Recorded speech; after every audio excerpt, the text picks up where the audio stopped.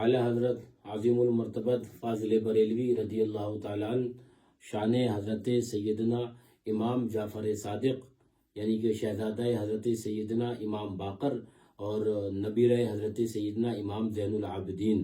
صلوات اللہ تعالی و سلامہ علی جدہم الکریم و علیہم، ان کی شان حضرت امام جعفر صادق رضی اللہ تعالیٰ عنہ کی شان میں فرماتے ہیں کہ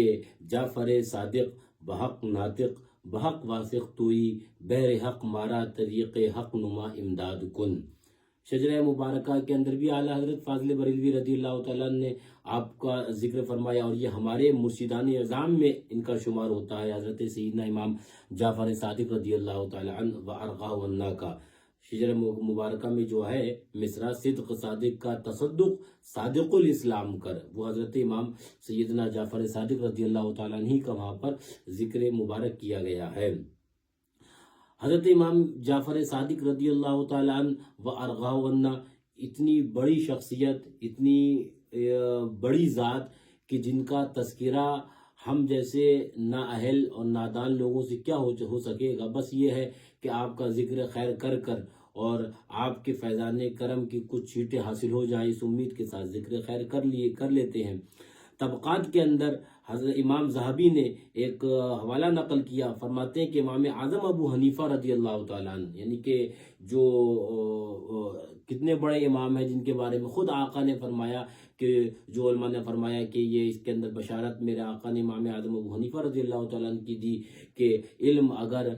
وہ ثریا ستارے کے پاس ہوتا، لو کان العلم عند ثریا لتناولہ رجال من ابناء فارس، تو اگر علم ثریا ستارے کے پاس بھی ہوتا تو فارس کے کچھ لوگ وہاں سے بھی لے آتے۔ علماء فرماتے ہیں اس سے مراد حضرت امام اعظم ابو حنیفہ رضی اللہ تعالیٰ عنہ کی ذات والا سی بات ہے، لیکن وہی امام اعظم ابو حنیفہ رضی اللہ تعالیٰ عنہ اتنے بڑے فقیہ اعظم، اتنے بڑے محدث، سبحان اللہ، کہ وہ جن کے سلسلے سے پورا ایک مذہب حنفیہ چلتا ہے، وہ کیا فرماتے ہیں حضرت امام جعفر صادق رضی اللہ تعالیٰ عنہ کے تعلق سے؟ طبقات کے اندر امام ذہبی نے اس کو نقل کیا، فرماتے ہیں ما رأیت احدا افقہ من جعفر ابن محمد، حضرت حضرت امام جعفر صادق رضی اللہ تعالیٰ عنہ سے بڑا میں نے فقیہ دیکھا ہی نہیں، سبحان اللہ۔ امام اعظم ابو حنیفہ رضی اللہ تعالیٰ عنہ فرماتے ہیں میں نے ان سے بڑا فقیہ دیکھا ہی نہیں، وہ شان حضرت امام جعفر صادق رضی اللہ تعالیٰ عنہ کی۔ تو ہم جیسے کم علم نادان ان کی شان کیا، بلکہ ان کا ذکر کر کر اور ان کے ذکر سے کچھ فیوز و برکات حاصل کر لیں۔ اعلیٰ حضرت فاضل بریلوی رضی اللہ تعالیٰ عنہ نے ایک حوالہ نقل کیا فتاوی رضویہ شریف میں، اعلیٰ حضرت فرماتے ہیں کہ ابن قتیبہ، پھر ابن خلقان، پھر امام دمیری، پھر علامہ زرقانی شرح مواہب اللدنیہ میں فرماتے ہیں کہ الجفر جلد کتبہ جعفر الصادق کتب فیہ لأہل البیت کل ما یحتاجون الی علمہ وکل ما یکون الی یوم القیامہ، یعنی کہ جفر ایک جلد ہے کہ امام جعفر صادق رضی اللہ تعالی عنہ نے لکھی، اور اس میں اہل بیت کرام کے لیے جس چیز کے علم کی انہیں حاجت پڑے اور جو کچھ قیامت تک ہونے والا ہے سب کچھ تحریر فرما دیا۔ فتاوی رضویہ شریف میں یہ اعلیٰ حضرت نے نقل فرمایا حوالہ۔ تو سبحان اللہ، اب میں یہاں پر اعلیٰ حضرت رضی اللہ تعالیٰ عنہ کی سکھائی ہوئی عادت مبارکہ کے مطابق بتا دوں کہ وہ جو اعلیٰ حضرت نے سکھایا کہ چھیڑنا شیطان کو عادت کیجئے، کہ وہابی دیوبندی تو کہتے ہیں کہ ابھی تک وہ اسی میں ہلکے ہوئے ہیں کہ حضور کے علم غیب کے بارے میں کہ یہ ایسا تو یہ ایسا۔ ارے حضور کے علم غیب تو بہت بڑی بات ہے، وہ ذات تو بہت عرفہ والا ہے۔ حضور کے شہزادوں کے شہزادوں کے شہزادوں کے شہزادے غالباً چھٹی نسل میں حضرت امام جعفر صادق رضی اللہ تعالیٰ عنہ کا علم پاک یہ ہے کہ وہ قیامت تک آنے والے سارے معاملات اس کتاب کے اندر درج فرما دیا، اور اس حوالے کو ابن قتیبہ، پھر ابن خلقان، پھر امام دمیری، علامہ زرقانی وغیرہ نے اس کو حوالے کو نقل کیا۔ اعلیٰ حضرت نے فتاوی رضویہ میں اس حوالے کو نقل فرمایا انہی علماء کے جو ہے وہ حوالوں سے۔ اب آپ دیکھیے، خالی اعلیٰ حضرت فاضل بریلوی رضی اللہ تعالیٰ نے یہ حوالہ نقل بھی فرمایا، اور ایک جگہ اعلیٰ حضرت رضی اللہ تعالیٰ اسی کو پر تبصرہ فرماتے ہیں کہ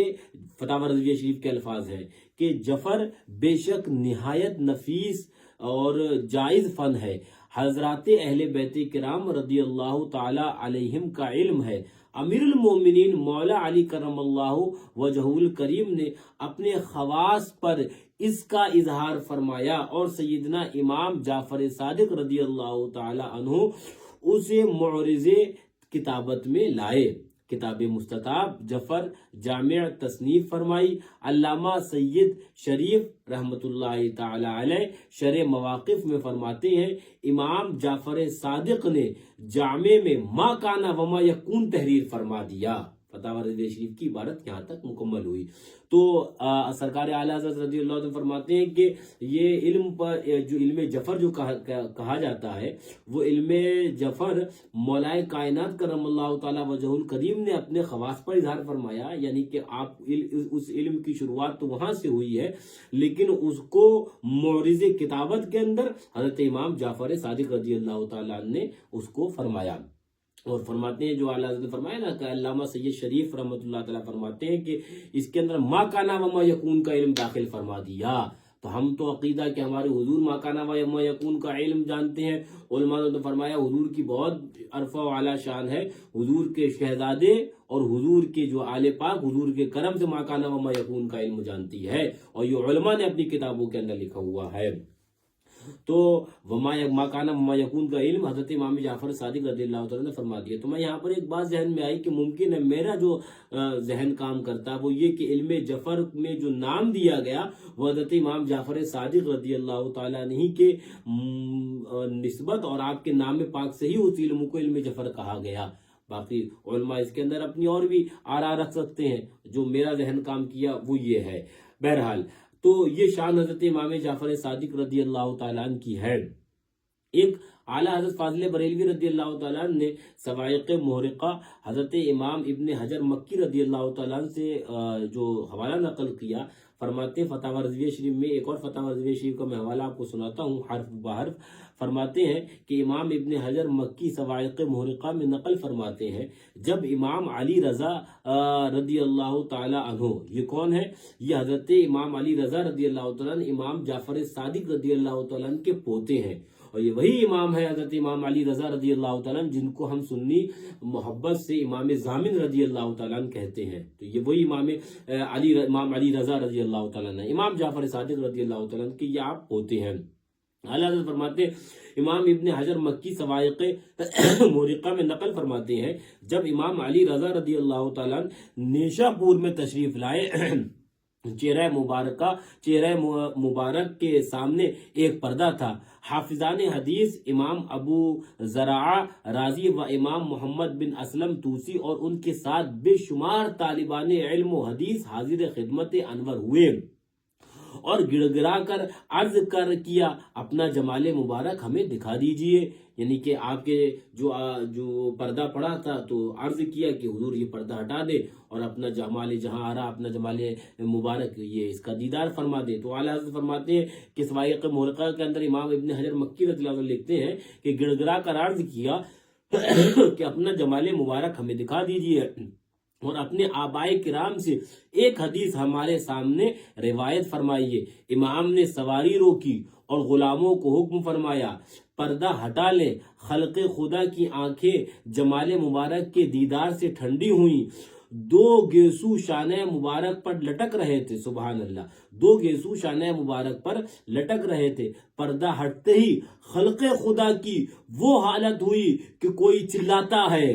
کوئی روتا ہے، کوئی خاک پر لوٹتا ہے، کوئی سواری مقدس کا سم چومتا ہے۔ یہ اعلیٰ حضرت نقل فرمانے فتاوی رضویہ شریف میں امام ابن حجر مکی رضی اللہ تعالیٰ عنہ کے حوالے سے کہ جب حضرت امام علی رضا رضی اللہ تعالیٰ عنہ نے اپنا پردہ ہٹایا تو فرماتے پھر سے الفاظ سنیے،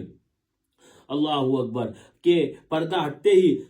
خلق خدا کی وہ حالت ہوئی کہ کوئی چلاتا ہے، کوئی روتا ہے، کوئی خاک پر لوٹتا ہے، کوئی سواری مقدس کا سم چومتا ہے، سبحان اللہ۔ اتنے میں علماء نے آواز دی خاموش، سب خاموش ہو رہے۔ دونوں امام مذکور نے حضور سے کوئی حدیث روایت کرنے کی عرض کری۔ حضور نے فرمایا، اب حضرت امام علی رضا رضی اللہ تعالیٰ نے فرمایا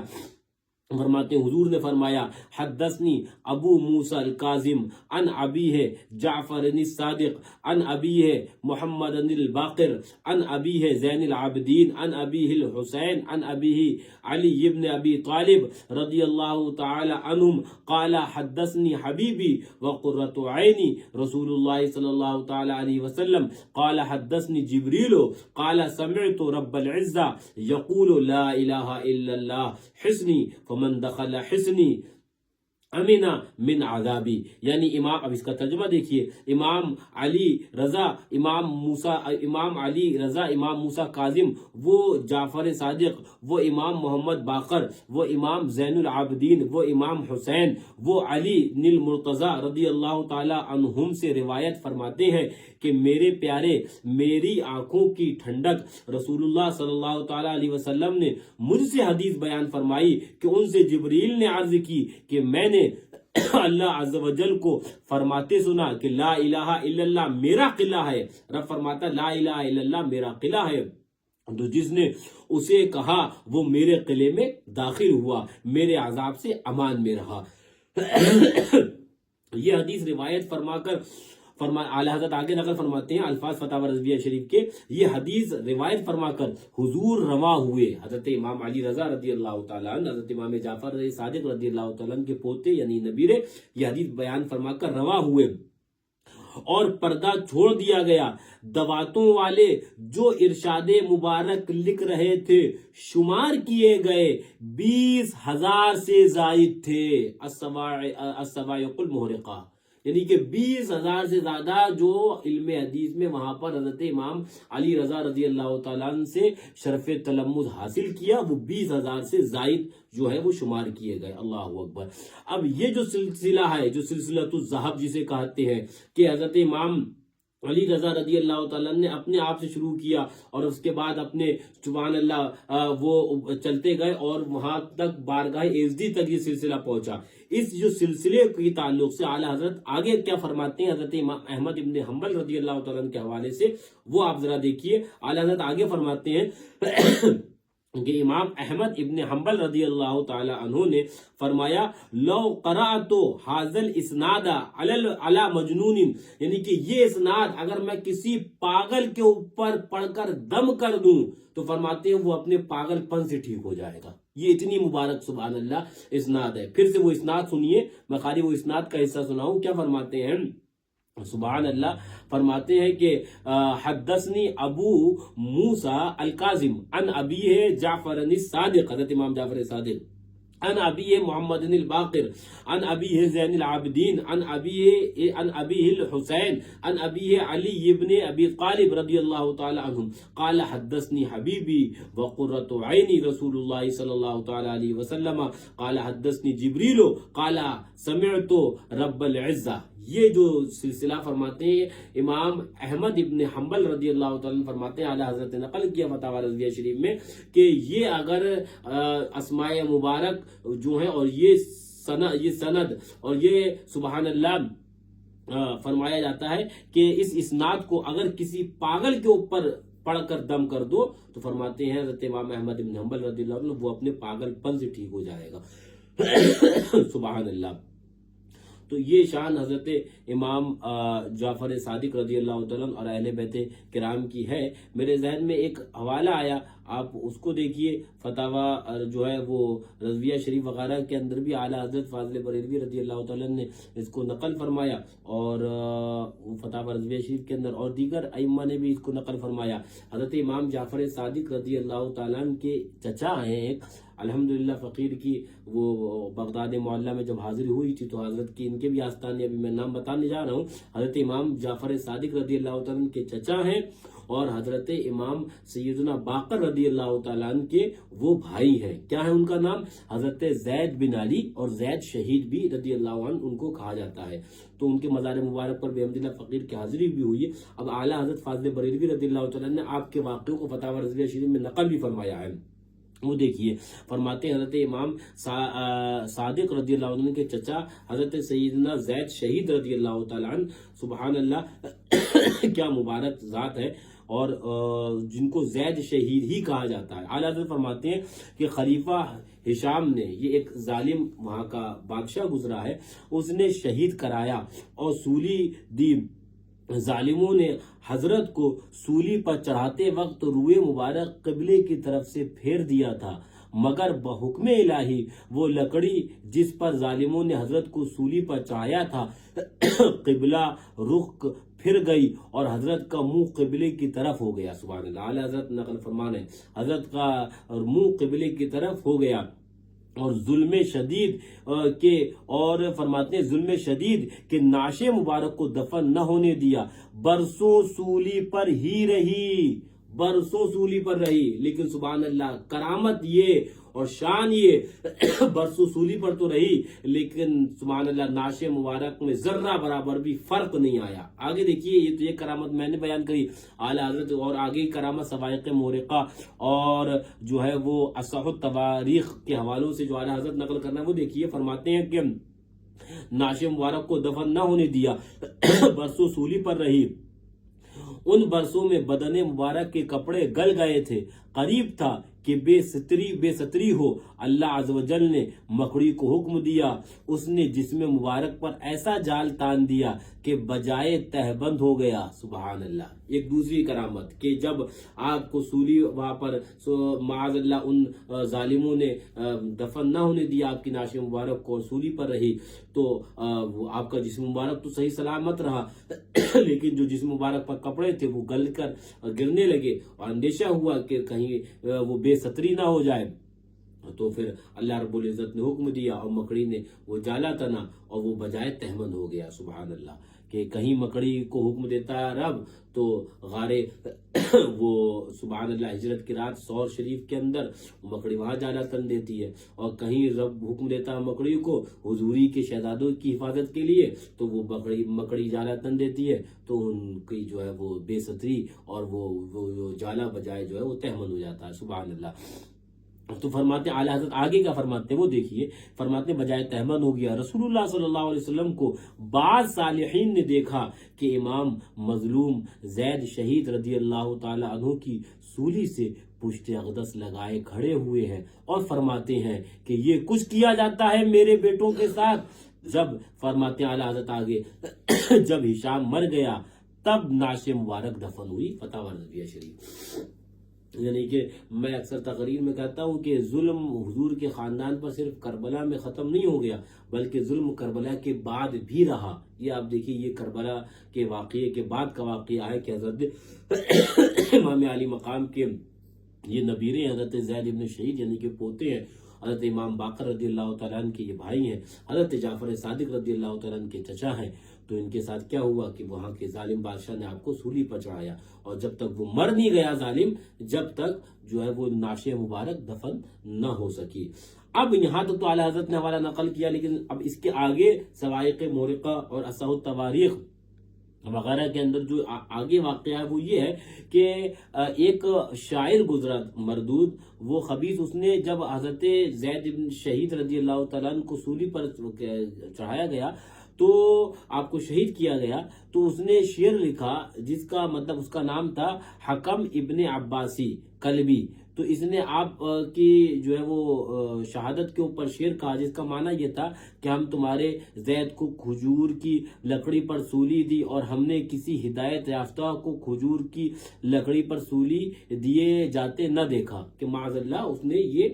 بکواس کری اور یہ اس نے کہا کہ ہم نے ان کو کھجور کی شاخوں پر سولی دی۔ تو اگر وہ معاذ اللہ اس کا مفہوم یہ تھا اس خبیث کا کہ اگر اتنے ہی با کرامت ہوتے تو کھجور کی شاخوں پر وہ سولی کیسے دی جاتی، معاذ اللہ۔ تو یہ آج بھی وہابی دیوبندی اللہ والوں کی شان میں بکواسیں کرتے رہتے ہیں، تو یہ ان جیسے اذہان پہلے بھی رہے ہیں اور انہوں نے بکواسیں کری ہیں۔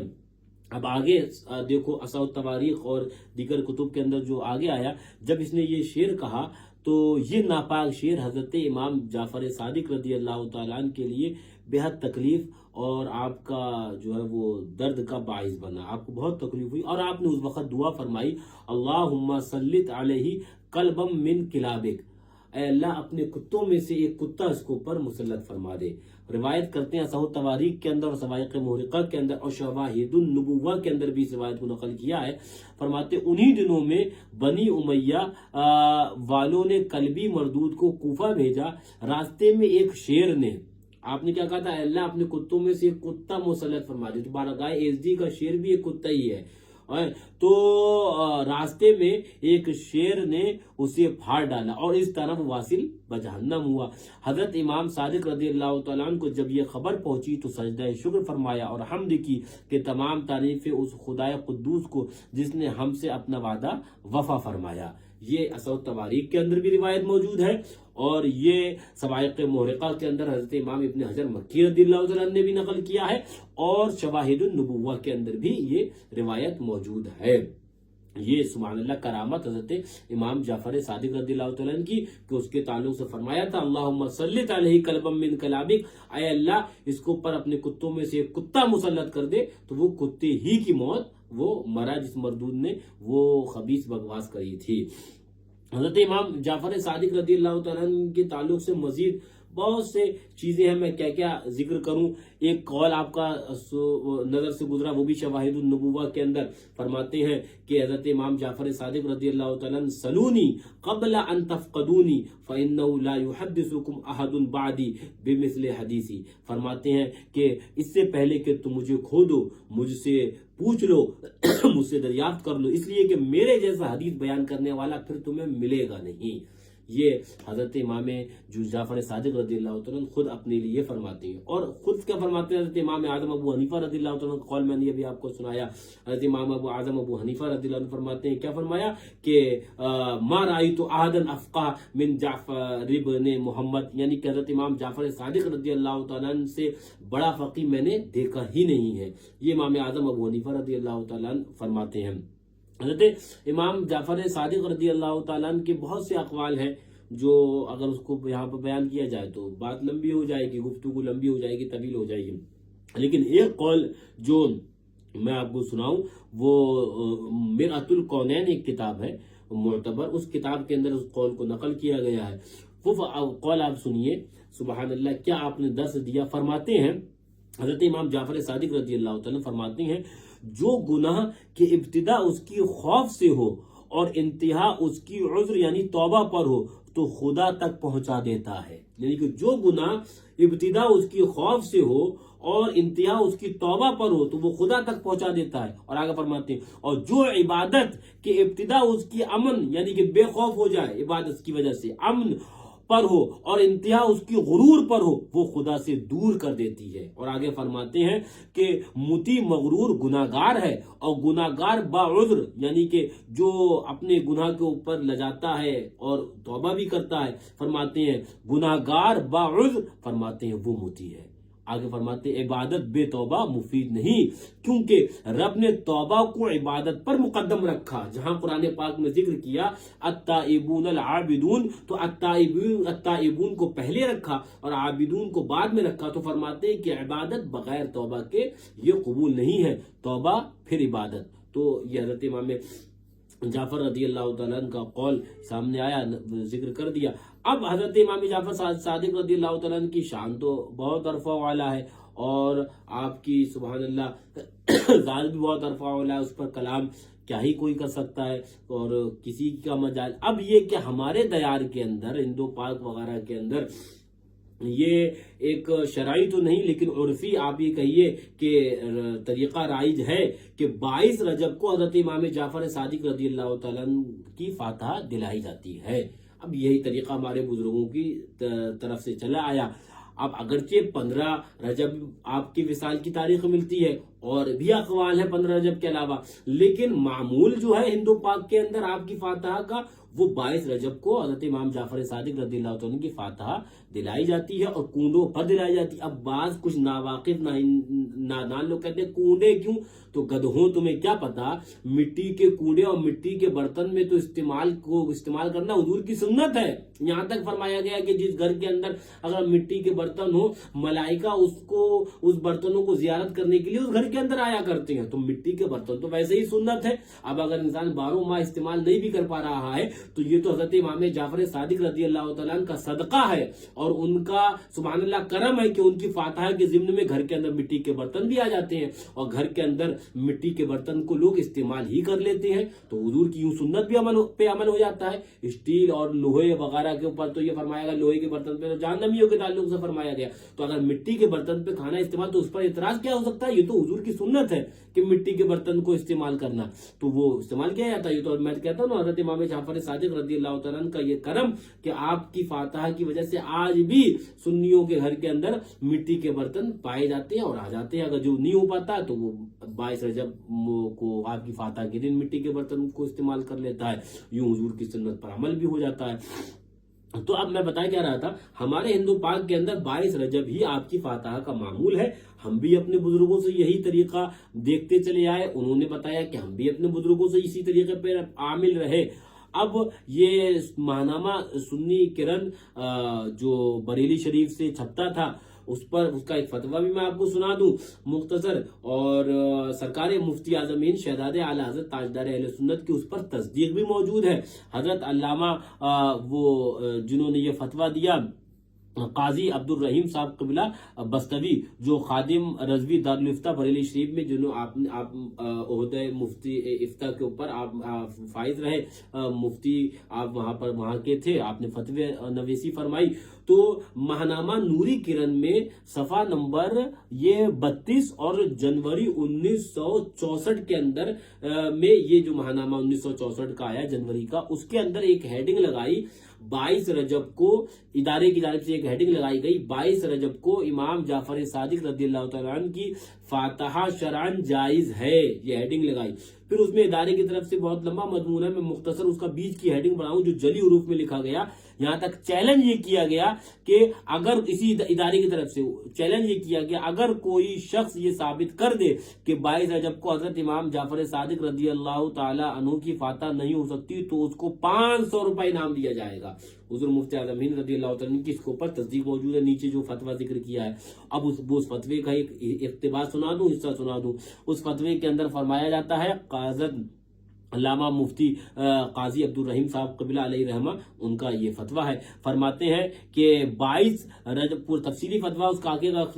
इख्तिबास बता रहा हूँ कि 22 रजब को इमाम जाफर सादिक रहमतुल्लाहि ताला अलैहि की फातहा कराना शरअन जायज है और दूसरे बुजुर्गों की भी फातहा दिलाना जायज है कि असल जायज है और बाइसे नफा व सवाब है। इसके ऊपर हजरत शहजादे आला हज़रत हुजूर मुफ्ती आज़म हिंद का अल जवाब सही के तौर पर आपकी तस्दीक मौजूद है। उसके नीचे लिखा हुआ फकीर मुस्तफ़ा रजा कादरी गफिरा लहू और फिर मोहर है। तो ये हमारे बुजुर्गों का मामूल रहा है और ये सारे हमारे अतराफ के अंदर अब कुछ नादान लोग जो 22 और उसके अंदर वो 15 के अंदर, अच्छा इसके अंदर जो सरकार मुफ्ती आज़म हिंद रज़ियल्लाहु अन्हु का जिसपे तस्दीक मौजूद है और जो आपके जमाने में शाये हुआ नूरी कुरान बरेली शरीफ से, उसका हाँ जो पहली लाइन सुना दूंगा आपको, वो बहुत अहम है। फरमाते हैं कि नूरी किरण का पहली लाइन है कि वहाबिया जो इसाले सवाब के मुनकिर हैं अब अहले सुन्नत को फरेब देने के लिए ये तरीका इख्तियार करते हैं कि 22 रजब हजरत इमाम जाफर सादिक रज़ियल्लाहु तआला की न तारीख विलादत है न तारीख वफात, लिहाजा उस तारीख पर फातहा ही नाजायज है, मुसलमान इस फरेब में ना आए। पता क्या चला, ये 22 रजब की फातहा से हटाना, हजरत इमाम जाफर सादिक रज़ियल्लाहु तआला की जो कूनों की फातहा 22 रजब को होती है उससे हटाना, ये किसका तरीका था? ये वहाबियों का तरीका था। आज कुछ अहले सुन्नत और मौलवी कहलाने वाले अपने आप को मुत्तकी आजम वो रविश इख्तियार कर रहे हैं जो वहाबियों की है। देखिए फिर से सरकार मुफ्ती आज़म हिंद शहजादा आला हज़रत रज़ियल्लाहु तआला की जिंदगी में जो रिसाला शाया हुआ जिस पर आपकी तस्दीक मौजूद है उसके अंदर क्या लिखा हुआ है? फरमाते हैं उसमें लिखा हुआ कि वहाबिया जो इसाले सवाब के मुनकिर हैं अब अहले सुन्नत को फरेब देने के लिए ये तरीका इख्तियार करते हैं कि 22 रजब को इमाम जाफर सादिक रज़ियल्लाहु तआला की न तारीख विलादत है न तारीख वफात, लिहाजा उस तारीख में पर फातहा ही नाजायज है, मुसलमान इस फरेब में ना आए। تو آج جو کام وہابیوں کا تھا وہ اپنے آپ کو سنی کہلانے والے مولوی کر رہے ہیں. بات یہی ہے کہ علماء سے دوری ہے. اور یہ خالی اس کے اندر نہیں, میں تو اکثر وہ بھی کہتا ہوں, سرکار مفتی عالمین رضی اللہ عنہ کا شعر, سنگ درے جانا پر کرتا ہوں جبھی سائیں, سجدہ نہ سمجھ نجدی. سرکار مفتی عالمین فرمانا سجدہ سمجھنا نجدی کا کام تھا, تو آج وہ سنی سجدہ سمجھا ہوا. بہرحال وہ ایک الگ موضوع ہے, وہ تفصیلی موضوع کبھی ہوگا وقت انشاءاللہ اس پر کلام بھی کریں گے. تو اپنے لیے تو یہ ہے کہ تیرے غلاموں کا نقش قدم ہے راہ خدا, وہ کیا بہک سکے جو یہ سراغ لے کے چلے. اپنے اپنے اکابر اعظام کے طریقے کے اوپر عامل ہے, وہی طریقہ نجات ہے, وہی طریقہ ہے. ہمیں نئی دلیل چاہیے, تو دلیل آپ حضرات کے لیے میں نے بیان کر دی. اپنے لیے تو اتنی دلیل کافی کہ ہمارے بزرگان دین نے جس طریقے پر عمل کیا ہم بھی اسی طریقے پر عامل ہیں. اس لیے کہ میں ایک بات ضمنی طور پر علمی بتا دوں, حضرت سیدنا وہ کتاب فقہ حنفی کی معتبر ہدایہ کے اندر ذکر کیا گیا ہے کہ کبوتر اور غالباً گوریا کا بھی ذکر ہے کہ اس کی بیٹ پاک ہے. ہدایہ کے اندر ذکر کیا, اس کو پر پھر انہوں نے تفصیل کری. صاحب ہدایہ کا دعویٰ قرآن و حدیث سے مسئلے کو ثابت کرتے ہیں, پھر دلیل نقلی کے علاوہ دلیل عقلی سے بھی ثابت کرتے ہیں. تو اس کے اندر ہدایہ کے اندر حضرت صاحب ہدایہ کہتے ہیں کہ جو کبوتر اور گوریا کی جو بیٹ پاک ہے, کیوں؟ تو دلیل لاتے ہیں کہ اس لیے کہ صحابہ کرام کے دور کے اندر مسجد نبوی کے اندر یہ رہتے تھے پرندے, اور وہاں پر بیٹ ہوتی تھی. مسجد کو پاک کرنے کا حکم ہے, اگر ان کا بیٹ ناپاک ہوتا تو صحابہ کرام ضرور ان کو وہاں سے نکالتے اور مسجد کو ناپاک نہیں ہونے دیتے. صرف تو ان کا عمل دلیل مان لیا گیا. تو ہمارے لیے تو بزرگوں کا عمل خالی قابل عمل نہیں ہے, بلکہ بزرگوں کا عمل ہمارے لیے تو حجت ہے. یا صاحب ہدایہ نے ہمیں یہ بھی درس دے دیا کہ صحابہ کرام کا جو ہم نے عمل دیکھ لیا, ہم نے دلیل اس کو ہم نے یہ ثابت مان لیا کہ کبوتر کا بیٹ ہی پاک ہے. انہوں نے یہ دلیل مان لی. تو اپنے لیے یہی کہ جو بزرگان دین نے جو ہمیں راستہ دیا, یا جو اس راستے پر وہ عامل تھے, ہم اس راستے پر چل رہے ہیں. وہ جو اعلیٰ حضرت نے فرمایا یا رسول اللہ علیہ الصلوۃ والسلام, تیرے غلاموں کا نقش قدم ہے راہ خدا, وہ کیا بہک سکے جو یہ سراغ لے کے چلے. جو یہ سراغ لے کے چلے گا وہ نہیں بہکے گا, اور جو اس سراغ سے ہٹے گا اور اپنی عقل لگائے گا تو چونکہ یوں ہے تو چونکہ یوں ہے, تو وہ 22 نہیں ہے تو 24 نہیں ہے تو وہ 15 ہے, تو جو یہ کہے گا تو ایک یہی نہیں, وہ ہر جگہ بہکے گا. اور اہل سنت کو وہ فتنوں فساد میں بھی ڈال دے گا, اور خود بھی بہکے گا اور دوسروں کو بھی بہکائے گا. اللہ تعالیٰ ایسے فتین اور ایسے فتنہ پردار لوگوں سے ہمیں محفوظ فرمائے. بزرگان دین کی فاتح اور ان کے آداب اور ان کے بتائے ہوئے طریقے پر عمل کرنے کی توفیق عطا فرمائے. 22 رجب کو جو ہمارے بزرگان دین کا معمول تھا, اسی پر حضرت امام جعفر صادق رضی اللہ تعالیٰ عنہ کی فاتحہ دلانا چاہیے. اسی پر دلاؤ اور امام جعفر صادق رضی اللہ تعالیٰ عنہ کے فیوز و برکات حاصل انہی دن جو ہمارے بزرگان دین نے رکھے ہیں انہی دن حاصل ہوں گے انشاءاللہ تعالیٰ. باقی تو جس دن جو چاہیں وہ رکھے, فاتحہ تو ہر دن ہو سکتی ہے, لیکن کچھ ایام بزرگوں نے جو خاص فرمائے تو ان کی کچھ خاص برکتیں بھی ہوا کرتی ہیں. لہذا 22 رجب کو سرکار امام جعفر صادق رضی اللہ تعالیٰ عنہ کی فاتحہ کا اہتمام کرے, تاکہ ایک من جملہ اہتمام ہو جو پہلے ہوتا تھا کسی زمانے میں. اب یہ 22 اور 15 کی وجہ سے وہ جو فاتحہ کا اہتمام من جملہ کے تہوار کے طور پر, ایک مکمل اہتمام کے طور پر جو سنی گھر گھر کے اندر فاتحہ دلاتے تھے, تو وہ ان جو ہے وہ نقطہ چینیوں کی وجہ سے یہ چیز جاتی رہی. تو اللہ تعالیٰ اسی راستے پر ہم سب کو واپس لوٹائے اور اسی پر گامزن فرمائے.